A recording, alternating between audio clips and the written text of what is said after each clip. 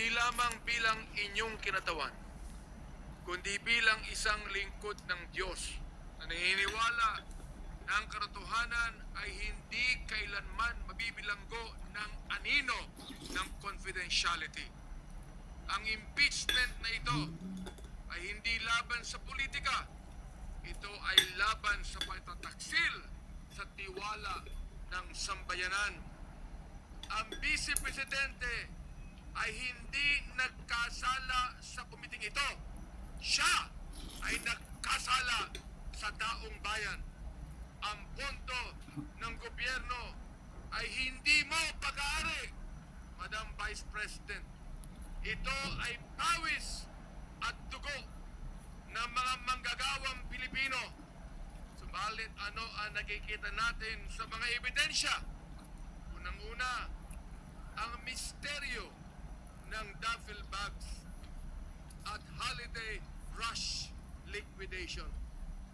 Batay po sa sworn testimony ni Ramil Madriaga, nasaksihan natin ang isang tagpong parang pelikula na nanggaling sa Colombia at sa Mexico. Noong December 20, 2022, ang mismong araw na nagkingkas ang OVP ng 125 million na confidential funds. Apat na duffel bags na punong-puno ng cash ang inilipat mula sa DepEd. Ang perang ito ay hindi dumaan sa tamang audit. Sa halip, ito ay dinala sa mga parking lot, iniwan sa mga gulong ng sasakyan, at ipinamahagi sa mga intermediaries. Ang masakit pa rito, ayon kay Madriaga, ang 125 million na ito ay naubos sa loob lamang ng 24 oras at hindi 11 days. Gaya ng naunang naibalita. Pambihirang bilis. Talagang pinastrack, mga kaibigan.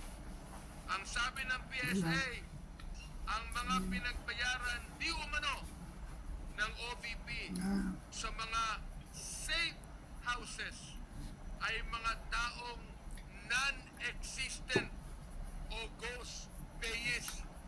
Yan po tinanong ko sa PSA.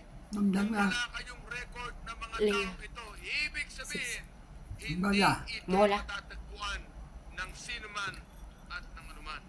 Pangalawa, ang pogo at drug connection. Madam Chairman, mga galang-galang po kasama sa Kongreso, ito po ay inimbestigahan na namin sa Quadcom. Hindi lamang korupsyon ang usapin dito. Sa supplemental affidavit ni Ginoong Madriaga, isiniwalat niya na ang kampanya ni VP Sara ay pinondohan di umano ng mga personalidad na may kaugnayan sa pogo at droga. May mga ulat din ng bank records na nagpapakita ng mahigit 2.4 billion pesos na dumaloy sa kanilang mga accounts. Kung ito ay galing sa marangal na paraan, bakit kailangang magtago sa likod ng bank secrecy? Nakagagulat ang mga testimonya tungkol sa payout mula sa mga personalidad na iniuugnay sa illegal na droga at pogo, gaya ni Nasami Uy, Michael Yang at Lin Wei Xiong. Mga buhay na tao ito na pwedeng ipatawag din naman ng Senado. Sinabi nila VP Sara na simple lang ang kanilang buhay. Simple?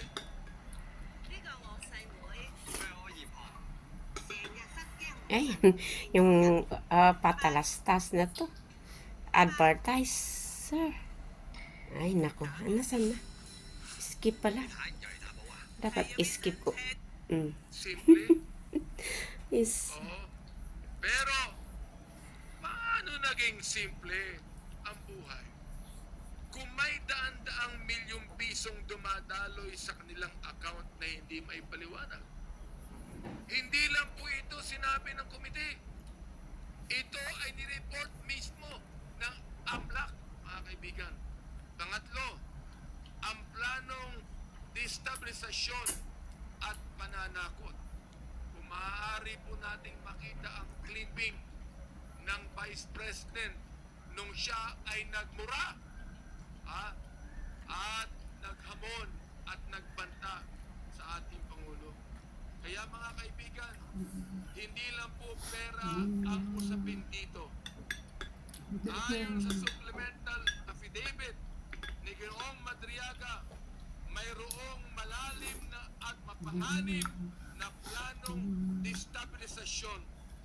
Ibinunyag niya ang usapan na dapat ay mababa sa pwesto ang ating Pangulo sa 2025 upang bigyang daan ang pagkapangulo ni Vice President Duterte. At kung hindi ito masunod, mayroong mga tinatawag na extraordinary measures na nakalatag. Ano itong mga extraordinary measures na ito? Ang sabi po, assassination plot laban sa mga mataas na opisyal, armed assault on Malacanang, at paghikayat ng civil disobedience o paggamit ng mga security personnel at parallel intelligence structures na labas sa kontrol ng ating mga institusyon. Yan ay pinaliwanag kanina ng NBI, Madam Chair. Mga galang-galang po mga kasama sa Kongreso. Madam Chair, hindi po ito biro. Ang mga aksyon ni Vice President Duterte mula sa hindi pag-attend sa SONA at pagdedeklara sa sarili bilang designated survivor, hindi po nakakatawa ito hanggang sa tahasang pagbabanta na ipapapugot ang ulo ng ating Pangulo ay malinaw na tugma sa Pakinggan mga niyo yan. isiniwalat ni Ginoong Madriaga. Ang plano ay tanggalin sa pwesto ang Pangulo sa kahit anong paraan, legal man o hindi.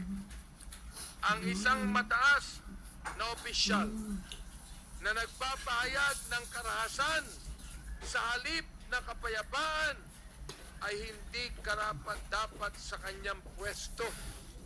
Ito ay malinaw na betrayal of public trust at culpable violation of the Constitution. Pwede po bang makita muli ng taong bayan, Madam Chair, ang clip na nabanggit ko po?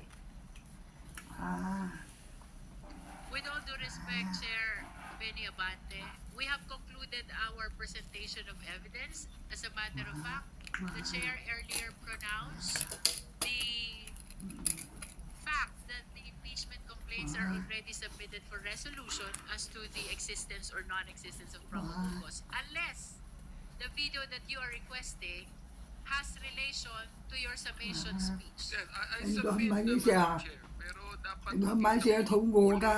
taong bayan Don ang Malaysia. ginawa ng ating Vice President para makita po nila ang katunayan ng mga ipinahayag po dito sa committee ito. Rồi chi chia. The chair will allow if the video Ờ, to be chi là presented is Ka- part ka- of the summation speech or in relation of the summation speech. But if it is the individual Bang- bang- bang- videos that were presented ta- ta- already ta- during the presentation of evidence, Tầm tầm I tầm tầm tầm. lament, Mày ta Honorable qua. Abante, that we Wow. have concluded the presentation of these Dit videos. dit dit dit. Anh bị dit dit. Và dit dit. Anh bị dit dit. Và dit dit. Như vậy là cái ba. Cái ba. Sao bố? Cũng cần chi chia sau cái tên tầm phần. If Sau no phần one phần. is opposing, then Thôi we à. allow the Honorable Và Abante dit dit. Và dit dit. Vì doing dit is the dit. Và endorser dit of this dit. impeachment complaint. You are Ano requesting ba? for the November Ano ba? 23, 2026 ba? video. Yes, Madam Chair. November Ay, 23, teka. 2024 video. Secretary, kindly play. Maraming salamat po. Ra. Tầm tầm tầm tầm tầm tầm. Tầm tầm tầm tầm tầm. Tầm tầm tầm. Tầm tầm tầm tầm tầm tầm.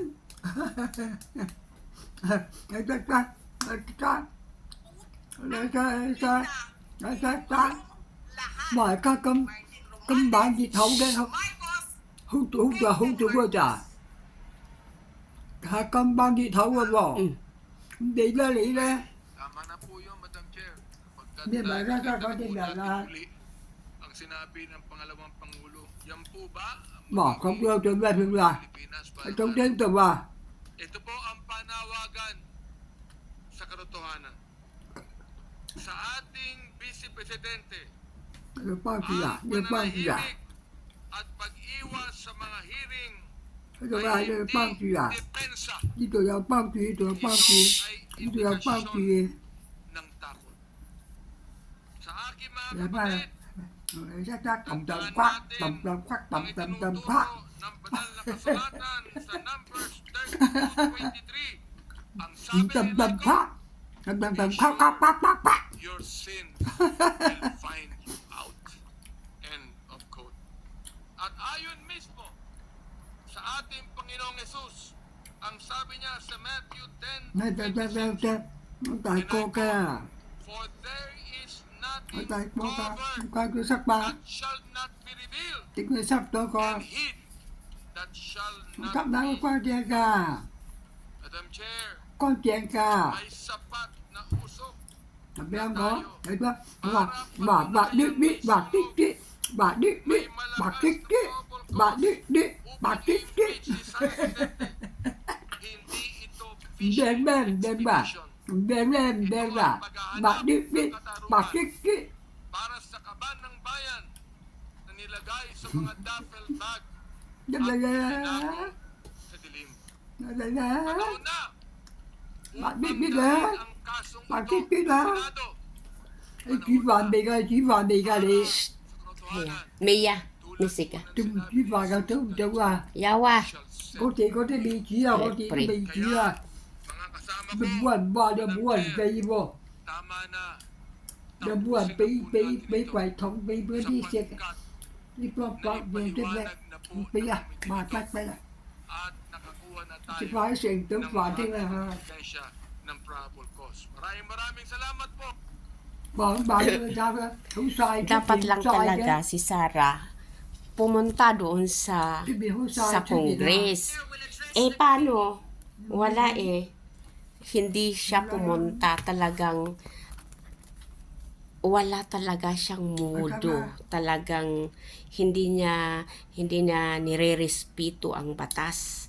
Parang siya talaga ang batas. Kaya hindi pumunta doon para ipaliwanag niya kung talagang malinis, pinakamalinis na siya na wala siyang ginagawa. Diba? Eh, hindi talaga pumunta doon eh. Talagang inignore niya talaga. Kaya, meaning to say, talagang nagnakaw na siya. Nagnakaw, tapos talagang may anomalya na ginagawa. Kasi kapag walang anomalya na ginagawa, dapat proud sa sarili niya na pumunta doon sa Congress para ipaliwanag niya. Kung, di ba, sila ba ay pinakamayaman dyan sa Davao? Kaya dapat pumunta siya doon, ipaliwanag niya ang accusation sa kanya. Tapos ang pananalita nila hindi maganda. Akala mo kung sino sila. Sila ang batas. My God. Diba?